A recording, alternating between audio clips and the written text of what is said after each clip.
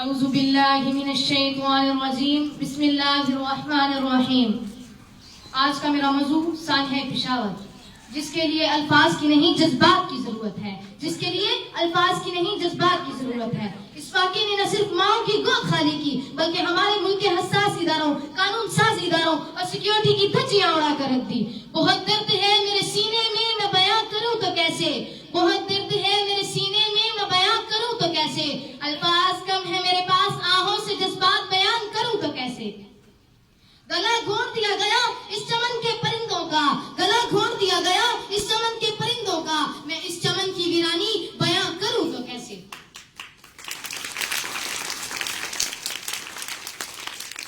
جب بھی یہ واقعہ یاد آتا ہے تو فضا آہوں سے بھر جاتی ہے. حقیقت تو یہ ہے کہ یہ واقعہ ہمارے دلوں میں ایک خون کی صورت میں جم گیا ہے.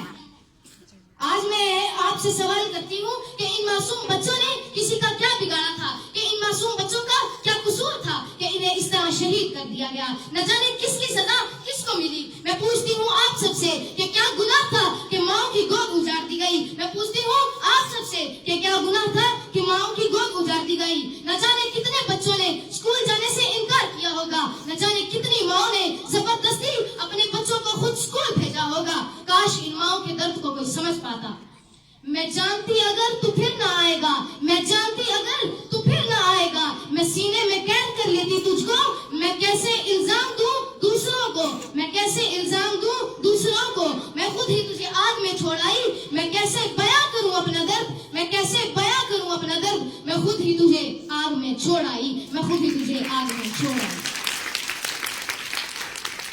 میں پوچھتی ہوں آپ سب سے کہ ہم کب تک چپ رہیں گے؟ یہ سوچ کر کے ابھی ہم پر یہ وقت نہیں آیا، لیکن ایک دن ہم بھی اس دہشت گردی کا نشانہ بن سکتے ہیں. کیا ہمیں کوئی ٹھوس قدم نہیں اٹھانا چاہیے؟ ہمارے پاک پیغمبر صلی اللہ علیہ وآلہ وسلم نے کس طرح بے لوث ہو کر انسانوں کی خدمت کی اور ہمیں بھی یہ درس دیا کہ ہم رنگ و نسل کا فرق بھول کر دلوں سے انسانوں کی خدمت کریں، کہ ہم رنگ و نسل کا فرق بھول کر دلوں سے انسانوں کی خدمت کریں. ان مسائل کی سب سے بڑی وجہ اخوت کے رشتوں کا ختم ہو جانا ہے. ان مسائل کی سب سے بڑی وجہ اخوت کے رشتوں کا ختم ہو جانا ہے.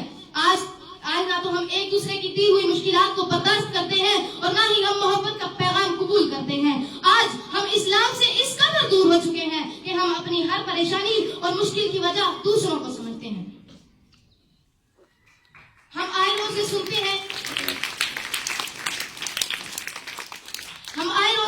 ہیں، وہاں دھماکہ ہو گیا، وہاں خودکش حملہ ہو گیا. ایک دو منٹ افسوس کے بعد ہم تو انسانیت کو بھول ہی جاتے ہیں. لیکن سانحہ پشاور ایک ایسا واقعہ تھا جسے تم تو بھول سکتے ہو، لیکن ان بچوں کے والدین نہیں بھول سکتے. کیا کوئی ان کا درد کم کر سکتا ہے؟ کیا کوئی ان کو کہہ سکتا ہے کہ ہاں ہمیں آپ کے درد کا احساس ہے؟ نہیں، ہم ایسا کچھ نہیں کر سکتے. اگر ہم ایسا کر سکتے تو سانحہ پشاور نہ ہوتا.